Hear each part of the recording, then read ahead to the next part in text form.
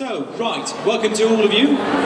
We'll be doing this in English, actually, because we thought it might be a little difficult to actually translate at the same time. So we hope that your English is still firmly etched in your minds, that you're capable of following us, so we'll try to speak as slowly as possible. Once again, welcome to this panel, which is about comic book to film adaptations. I'll first of all introduce the people who have been so very kind to join us from the United States. First of all, sitting directly on my left is Lance Kreiter. I hope I'm pronouncing this correctly. Lance is Director of International Licensing at Dark Horse Comics, who are the, I believe, third largest publisher of comic books and graphic novels in the USA. The company has been especially active in branching out across the media and successfully established itself after its foundation in 1986, not just as a publisher of comic books based on popular movie and TV franchises, but also as a furnisher of characters and franchises to the movie industry, successfully paving the way for adaptations such as, you might know these, the Hellboy movies, Sin City, or most recently, The Goon. Dark Horse books are now read and sold all over the world. The company's website cites distribution in more than 50 countries and in a variety of languages. Lance has obviously contributed importantly to this success. Then one seat further down we have Eric Powell. He is the creator of the Dark Horse comic book series The Goon, which he not only writes but also draws, inks and colours, I believe, in conjunction with your brother, right? Until recently, we had now a colorist. Dave Stewart is now the colorist. Who's excellent, obviously. The comic has received the Eisner Award, the American comic industry's most prestigious honour, no less than 5 times up until now. A true Renaissance man, Eric has also recently, I believe, completed the first draft of the screenplay to the Goon movie. Yeah. The movie will be computer animated and produced by Blur Studios and the illustrious David Fincher. And finally, not yet. So one seat further down we have Mr. Brett Welderly, or is it Welderly, right? Brett has collaborated with quite a number of the American scene's most important creators, alongside drawing The Surrogates and its recent prequel, which some of you may have seen just now in the cinema. He has worked with such illustrious writers as Brian Wood, Anthony Johnston and film director Richard Kelly. Like Eric, he doesn't just pencil his work but also inks and colours it himself, which makes for a really unique fusion of techniques and allows him to tell stories with a visual elegance and precision that is quite singular in American comic books. And finally, we have Robert Venditti. He's the writer of the Surrogate graphic novels. He's a relative newcomer to the American comics industry. In fact, as you said before, during the screening, The Surrogates was his first major publication, and he pitched it to Chris Starrose, who is editor-in-chief of Top Shelf Comics, when he was working in the mailroom of the company in 2002. And it immediately attracted the attention of Hollywood upon release, it would seem. And the movie adaptation starring Bruce Willis, again, some of you saw us just a while ago, was released in the US a month or two ago, right? In September, I believe. September 25th. So, The Surrogates has made him, just like Brett, a New York Times best-selling author, which is no small feat for a newcomer. So, thank you, gentlemen, for coming. Thank you all for having us. And I guess we'll get started right away. Lance, I've got a question for you immediately. Lance, Dark Horse has always been at the forefront of comics companies who are seeking to expand into all sorts of multimedia ventures. Can you give us a swift historical overview of the company's involvement in the movie business? Sure. I think, for us, as you noted, in 1986 the company was founded, but in 1992 our sort of first foray into comics and movies was with a title called Dr. Giggles, which was done at sort of an independent level that did fairly well, sort of in VHS and sort of small independent distribution.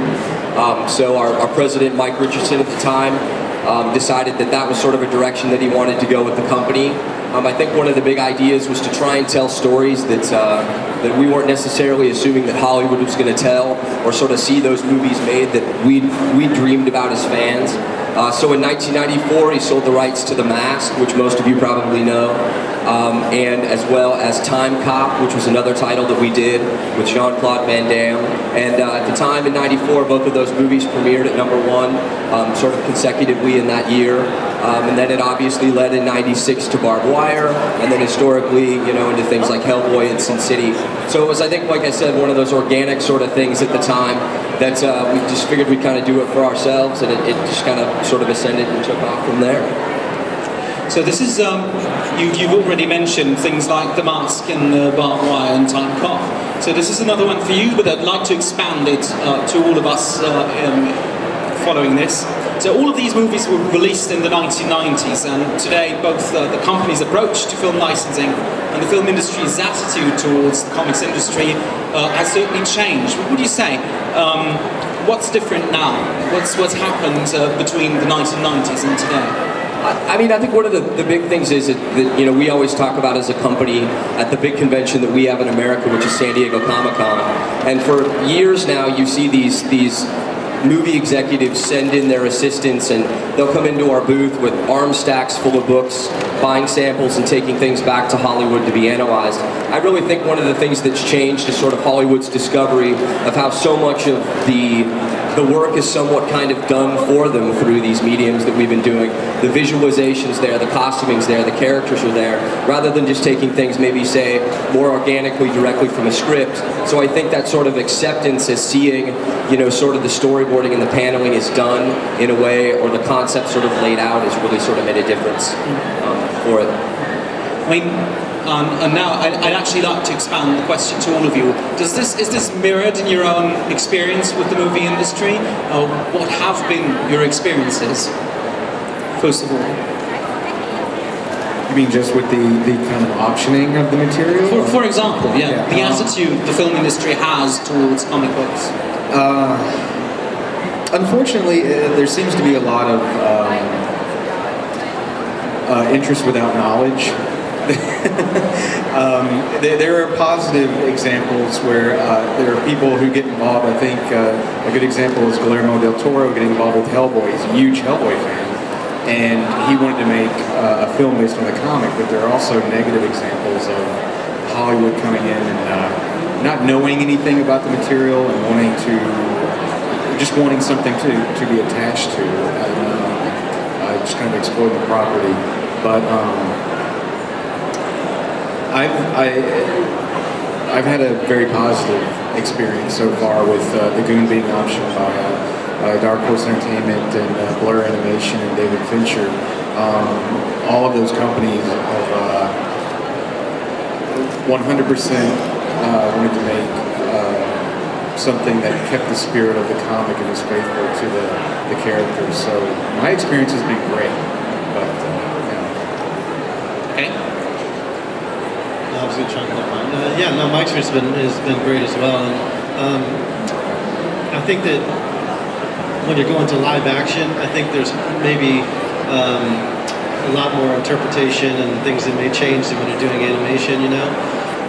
You're dealing with a much larger budget, and when you get to that size of a budget, they need to appeal to a larger audience, which is kind of a nice thing about doing comics, you know? It's, you can do these things and do them on a small budget and really be focused on this one thing you want to do, but when you open it up to something like a large film like that, I think it takes some of that out of your hands. But overall, I'm operating with the assumption that yours is going to be really faithful. I think that's what I've heard, you know? it's well, I wrote the script, so it's going to be pretty faithful to the book, as much as it can be. Yeah, which is awesome, yeah.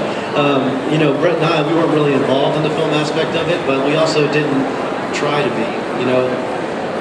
I just sort of took the position of, it's their $80 million, they're going to rightfully want to do what they want to do with it, so I should allow them to do that, because if it was my $80 million, I'd want to do what I want to do. So we already had told the story the way we wanted to, and we just kind of looked at it as a compliment that they would want to invest this time and this energy into turning it into something of that scale. And so we weren't involved in the screenplay, and we didn't try to control any of those kinds of things.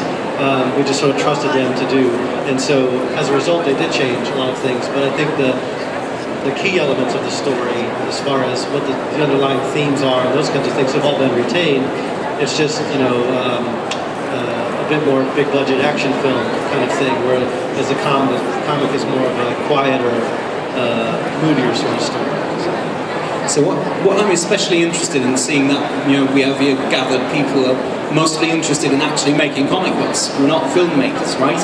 What I'm especially interested in is what does all this media attention do for comics, right? So what would you say? For example, Eric, you've won 5 Eisner Awards and loads of other, important honours. How important, and this does not go just for Eric, how important is something like a movie adaptation to you? And what does it do? Well, when we work in independent comics, so really for us to expand it and reach a wider audience, you almost have to have a film or a television show or something else made to reach the next level. It's very difficult for an independent comic. The only one that I can really think of is maybe as far as independent comics go, that in the U.S. that's really established itself and gotten a huge market without any kind of other media exposure. There's, when you're dealing with a film, I mean, you can get really cynical and say, like, this $80 million film is actually an $80 million advertisement for a comic that only costs a few $1,000s to make. So, when the trailer hit, when it was attached to Terminator, there's a very clear thing in it that says based on the graphic novel, and the sales just like. The entire print run that was there just disappeared in that weekend.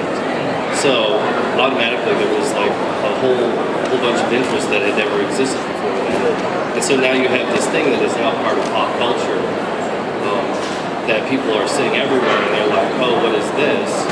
And people that would have never read it, would have never heard about it, probably wouldn't have been even interested in the film. Yeah, for me, the surrogates, I mean, the Goon is, everybody knows what the Goon is in comics. It's a really loved and respected book. He's not a fan. But that's the thing. It's the Goon has been like a comic that people in the industry like more than than readers. It's gaining ground. It's gaining readership. But it was kind of like an inside joke, kind of thing for comics. So we weren't even known enough to have anybody joke.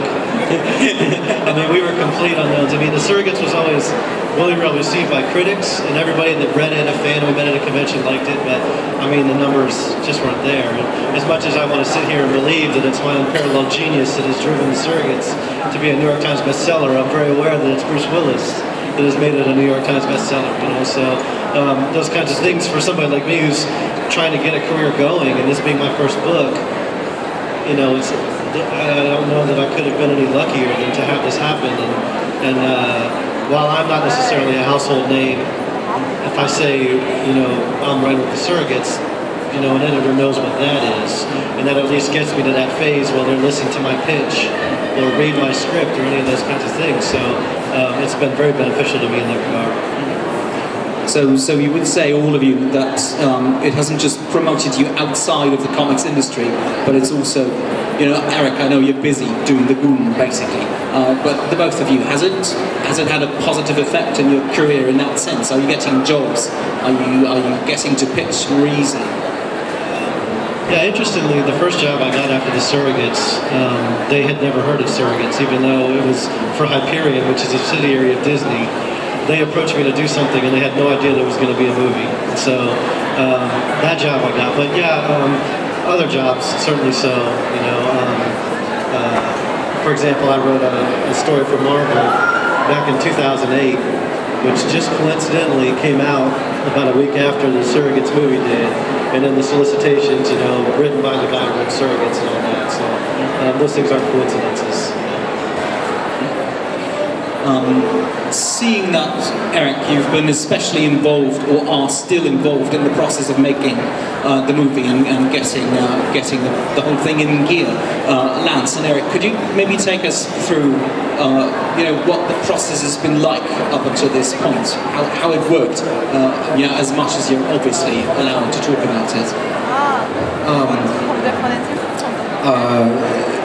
David Fincher was working with Blur Animation, the animation studio in LA, on a couple of different projects, and several people at Blur were really interested in going after the Goon as a property, but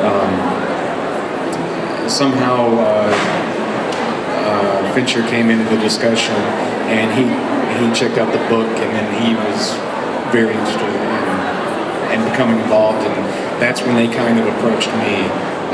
Once they had David's involvement, they thought they could approach Dark Horse and maybe have a little bit more firepower, which they did. I mean, it sold me. I had the first meeting I went to with them, and Mike Richardson. I was very hesitant to think of the Goon being animated, not because of I didn't think it would be good. I thought that was actually the only way that it could be done faithfully would be an animated film, whether it was stop motion or computer animated or whatever. But I was a little hesitant because I didn't know how it would go over, especially in the U.S. market where animation is kind of still thought for kids. But after talking to Tim Miller and David Fincher, Tim Miller's at Blur,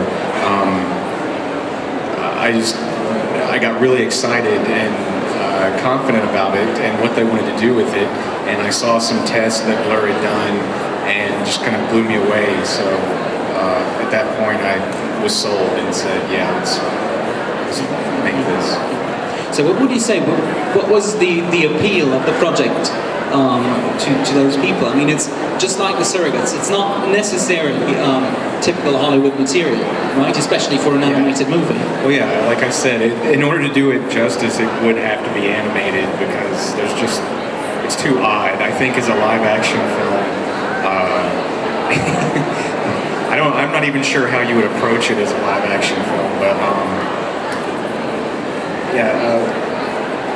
they really have this dedication to capturing the spirit of the comics, which is kind of this just random insanity with moments of drama and heart. So yeah, it just seemed I'm totally comfortable with these guys taking this thing that I've been working on for 10 years and expanding it. And Robert and Brett, extending the same question to you. What would you say? I mean, Top Shelf Productions isn't necessarily to all of you who don't really know about this. It's not. It's a publishing house that, although it does publish really excellent books, is not necessarily known for producing the sort of material that Hollywood would be interested in, right? So what would you say? What was the appeal of the story?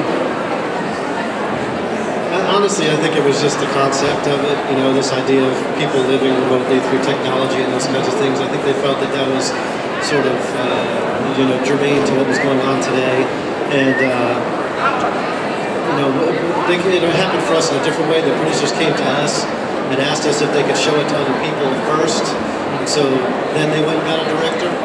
But I know that the producer who ended up putting the whole deal together, he read about it online. And just from some interview I had done, and there was very little that had been done as far as press for The Surrogates at that time. So he just read this one thing, and I guess producers now are reading those websites and those magazines looking for what the next thing is going to be. And so he couldn't have known much about it because the book wasn't even out yet at that point. It was only a couple of issues, not the whole story. So I would say it had to be the concept that is what it initially interested in. I wanted to add something really quick. Yeah. I think one of the things too, pointing out what you just mentioned with him, and the fact that Top Shelf maybe isn't typically someone you'd expect to bring this stuff forward. I think it goes to show, and maybe I'm jumping forward a bit, but sort of what I think will add some longevity to what it is that we're seeing now. It's the fact that there is not necessarily a stereotypical way to present a great story. So you see things from a top shelf. You see the superhero movies that we all love and know and we all grew up with. You see something like The Goon that maybe at first approach you're not quite sure what it is. But I think that at the end of the day is what's going to make this more than a trend. I mean, I think one of the things that I always credit the president at Dark Horse, Mike Richardson, is of the idea that he takes these things he's experienced, his experience with movies, but then this business model where he brings in these creators where the concept is it's creator rights. We're not here to tell a creator how to do something. We're here to just be part of presenting their story. And like when Eric came to us, that was one of the deals we did. It's like, we want to publish your book. Let's put together a publishing program and a deal. But at the same time, we'd like to represent your entertainment rights to Hollywood and go to those meetings and those things that we've been able to get in the door and take your stuff in and represent it. But at the end of the day, the model has always been to have Eric as part of that all the way through the process. And eventually then hopefully leading to a position where Eric's a producer on his own movie rather than just a situation where you have to hand something over. I totally agree with what you guys are saying and the idea of $80 million and sort of just the approach. But I also think too, I mean, it's pretty amazing that this is your first project and here you are. So I think as you lead forward, you'll probably find that you'll take more control and more control and more control. I'm going to screw him on the next deal. I know you are. I can see it in your eye. It's kind of fun though to kind of let go and let them do some of their own things with it. I mean, the adaptation process can be kind of fun and exciting, and they had a lot of really talented people working on it. And it's not for me to say like, no, that's wrong. And I actually really liked what they did. For us, it was really exciting because of how fast it happened. I mean, from the time that the option was completed till the time it hit screens, it was like 2 years. I mean, it was ridiculously fast-tracked. So, I mean, this thing was like a rocket for us, and it's awesome. I mean, it's interesting to hear that these days a company like Dark Horse is not just about selling the rights. It seems to be also about protecting the creator's integrity, to protect or to even transport his design and storytelling decisions and so on to the screen. Would you say, Eric and basically all of you, would you say you see any of your design and storytelling and characterization decisions and so on translated to the screen? I mean, obviously in the case of The Goon, it's not really that, it hasn't progressed that far yet. At that point yet, but I have been very involved. They've showed me every single thing that has come out, and when they were developing the Goon and Frankie models for the computer models, I was there every step of the way. His chin should be out a little further and arms longer. So you're teaching Hollywood a thing or two. Well, it's not. I wouldn't say teaching, but it's just getting it right, because I've drawn this character a million times, and the modelers are doing this for the first time. So it's kind of that. They're just kind of filtering it down and getting it, getting that feel right. They've been very good about listening to my input. To hand over the question to you, what do you think? What does comics have to teach Hollywood? Or did you get to teach them any, well-meaning lessons? Original ideas. That's about where it is. But I mean, we're not filmmakers. We do comics. That's where our expertise is, and so we let them make a film. I mean, our comic wasn't necessarily going to be panel for panel like the greatest film. So. We trusted their expertise and all the great people that they hired to do this, all the 250 people they had on it, that they knew what they were doing and how to best present our work. And there's other considerations that come into play that affect the stories in weird ways that you don't even expect just because it's the nature of the film industry, One example would be always one of my favorite scenes of the book, and actually of all the script that Brett read when he did his test page, this is the one page he picked out to to do as his test page, which is a really quiet scene between these two characters, and one is sort of not in his surrogate at the time, but he's left a cigarette burning, and the other guy comes in and stubs it out, and then when the other guy comes back, he goes to smoke it and it's gone. And it's not a typical scene that somebody would do for a test page, but I thought it was a nice character moment of how these two cops that are partners would mess with each other in this world where this technology existed. And when he drew that as his test page, I thought that was a nice signal that he was interested in the characters in the same way I was, as opposed to maybe a more obvious choice like a big action scene or whatever. Well, in Hollywood, you can't show smoking a cigarette, that's rated R, and they wanted a PG-13 movie. So here's this scene that's one of my favorite scenes from the whole book. It can't exist because Touchstone doesn't even make rated R movies. So it's just an example where just the mechanics of the industry themselves inform what the movie has to be in ways that you would never even expect. So changes just have to happen sometimes. Now, to maybe reverse the question, when I talked to Greg Rucka, for example, about the movie adaptation of Whiteout, he told me that he had thought, when he got to read the various iterations of the screenplay, that the writers on the movie had even improved somewhat in some areas on what it is. Would you say, did you encounter any moments in the process, or are you encountering them right now, where you would say, this is better than what I did? This is going to be a schizophrenic question for you because you're the one that did it. For us, I don't know that I want to say better, but there are some things that they did, and they utilized the medium in ways that are interesting. And for example, in the movie there's these scenes where the husband and wife are arguing, and when the wife is done with the argument, she just disconnects from her surrogate, and it just shuts off. And it's kind of like the new way of slamming the door on your husband when you're annoyed with him.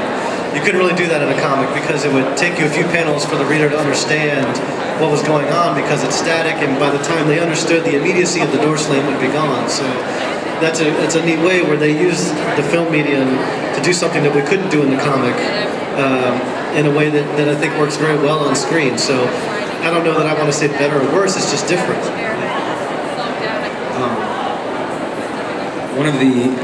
I had 3 meetings with Fincher when I was working on the treatment for the movie, and which was a kind of bizarre experience for me and kind of intimidating, but he's so down to earth that it's just, you kind of forget about all of the stuff he's made. But he actually, I was sitting there, and I'm going to this, thing. It's David Fincher, and I have a comic about poop jokes. So, but I was really surprised how seriously, when we sat down and had the discussions about where to take the script and everything, how seriously he took the material, and where I was thinking, yeah, this is just a stupid comic, whatever, make a fun movie out of it. He made me think, really think a little bit more about some of the meaning behind what the character does. I know that's stereotypical, what's his motivation kind of thing, but he made me think more about that kind of stuff and really develop the structure and think about the structure of the story a little bit more than I maybe would have. So it was great to kind of get that little bit of almost training from him in the way I would think about the story. Now, Lance, what about you? Would you say that Dark Horse has learned a trick or two from the movie industry and how to handle its characters and its franchises? I mean, I think one of the things that it shows, through listening to these guys talk and how the sort of industry's developed. I mean, one of the things that I think that's always imperative is it's not just getting a movie made, it's figuring out, as the example as Eric brought up with something like Guillermo del Toro with Hellboy. I mean, at the core, he's a fan of Hellboy.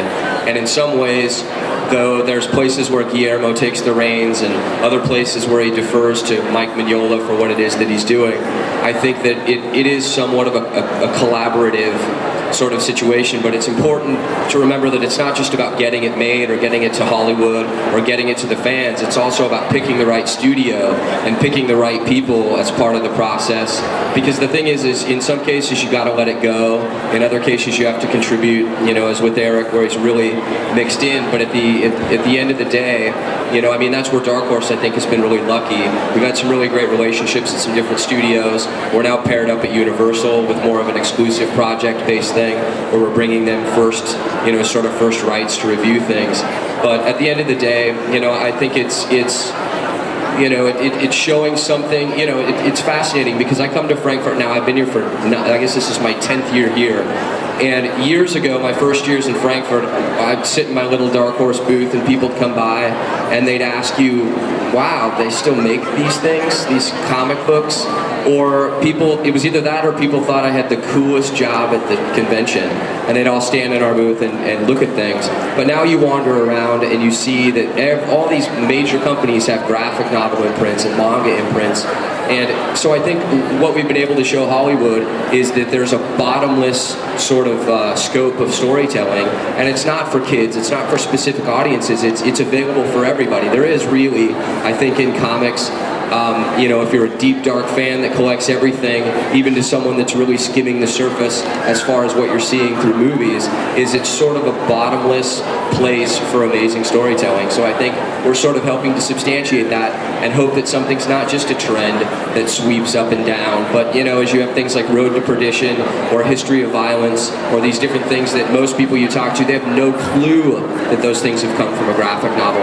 I mean, I think it's kind of cool, and I think it can really help the sales of these guys when you can say from the graphic novel, but at the same time, do you have to approach it that way? Not necessarily. So I just think we've been really lucky to bring some of these creators, I think, to Hollywood, and now are getting the actual respect. But then let's not kid ourselves, it's also about money and dollars, and, you know, once you can prove that something is a revenue generator, it also kind of makes it easier to do. So I mean, at the same time, I think there is you know, now that there is the spotlight is on the comics industry, and comics are so successful as furnishers of ideas and franchises and characters and so on, there is a certain danger that the comics industry will become only that, right? We see, especially in America right now, a lot of companies springing up, producing, for example, miniseries, you know, based on high concept stuff, which is obviously meant, you know, to sell this just to Hollywood. Just basically, here's my pitch.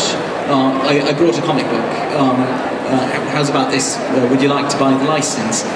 So what can the comics industry do to avoid this sort of loss of identity? I'm actually not too worried about that, because I think if somebody, I imagine you guys would probably agree, if someone's setting out just to go like, I just want to, got this great idea, I'm going to turn it into a movie, so let's make a comic, it's going to suck. You know? And it's always transparent too, like that it's such a Hollywood pitch that never went anywhere, so they're going to make a comic. I mean, you know, good material always floats to the surface, so, you know, I mean, this stuff never gets like good reviews or good press. I mean, something like Surrogates was very grassroots, and it took a long time to get there, but it was always well regarded and well reviewed. So, and that's where the success is. Yeah, and I also think that the baseline amount of people that are in comics because they like comics, you know, Eric, us, whoever, they're still there. There's just more people piled on top of them. But when you brush them all away, those people are all still there. I don't think it'll ever be an industry where everybody's just in it for the movies. There's always going to be people in there that love comics, they're doing it for comics. And I almost venture to say, you know, I don't know if this is ever going to come true or not, but I would venture to say that the percentage of movies that get made from these people and these people is always going to be more down here. Because those are the stories that are going to work better because they're written for that medium. And when they're pitched, like Brett says, when you see one that looks like a Hollywood pitch, you know it's a Hollywood pitch. It's just in comic book form, you know? And I think that stories suffer because of that, because high concept isn't what it's all about. There has to be some kind of story that's going to get those initial people involved and want to get on board because they can see what the story is. So. Right, so I'm afraid we've almost reached the end of this. Maybe one last question. Now that we've more or less agreed that the whole media attention is basically just wholly beneficial, greatly beneficial to especially the American comics industry. What would you say? What can we do? Lance, you've already touched upon this. How can we make it last? Basically, what's Dark Horse doing, for example, to ensure a certain longevity? I think sort of our contribution to it. I mean, at the end of it, I think a lot of us are lucky to be able to do what we do. But Dark Horse organically is a bunch of fans. I mean, really, we are. And the thing is you really want to bring great properties forward. And I think in anything that you do, if you typically remain integral to what it is that you're trying to accomplish, and you stick to your guns, and if you're not the company that goes like you guys are saying, it's like, wow, let's just generate up a bunch of junk that we can consistently throw into the machine. I think sort of the contribution to longevity is trying to make sure that you're attaching yourself to the best stuff that you can. I mean, I think it'd be ignorant to say that we're not going to see the upswing and then the downswing or some sort of wave ride that we're all going to be on. But at the end of the day, if anything's a trend and it goes away or it fades away, you're definitely going to see, I think, so many of the same people at the core, because they're artists doing what it is they do that they believe in, which is telling these great stories and these extensions of themselves. So I think for us at Dark Horse, it's picking stuff that we think, I mean, the Goon's a great example. It's being attached to things that you really believe in and hoping that people can recognize it for the magic that it is. But at the same time, if it just ends up something that, that you're into and Eric's into, I don't know. I mean, it's like these guys were saying, I think the best stuff definitely seems to rise to the top. So the hope is you just make the best decisions that you possibly can. So. I actually think that comics have kind of come out of the basement a little bit. So I don't think we're going to go back. I think Hollywood is kind of like, oh, there's this thing. So they're going to keep exploiting it until, whenever. It's like no one is saying, oh, that novels used to make great movies. They still make movies based off of novels. So I think that's going to be the same thing. I think comics are going to continuously, maybe, like Lance said, there'll be waves, maybe there'll be some slim times, but I think it's out there. I agree, and I think going back to the very beginning, it's the visual aspect of it, and then you can hand it to the producer, they can look at it, and they can show it to their studio, and it's already conceptualized there, like you were saying earlier. I think that will give it staying power as well, because it takes a lot of the work out. And you meet a lot of these producers, and they just want to come up to you and talk to you about this, and you're supposed to be overjoyed that they're in the same area as you, conversing with you, like the finger of God is coming down and tapping your comic book, But in a lot of ways, I don't think they would visualize it themselves if they couldn't look at it and see it. You know what I'm saying? And so I think that they're just like anybody else. They're looking to make money and sell stuff and turn it over. And the better the pitch package is for them, the more attractive it becomes. And so I think where you have movies go out of vogue, like westerns go out of vogue and then come back or whatever, I think with comics, they will always be, it's a whole other topic because it's not like comics is a genre. There's western comics, whatever, but comics will always be there because they'll always be able to make easy pitches out of it. Right, so thank you for bringing us full circle, and thanks once again for taking the time. Thank you to you for taking the time to listen. I would like to remind all of you once again that the German versions of both the Surrogates as well as the Goon are available from CrossCult. The American versions are obviously available from Dark Horse Comics and from Top Shelf Productions. And that concludes the panel. Thank you very much.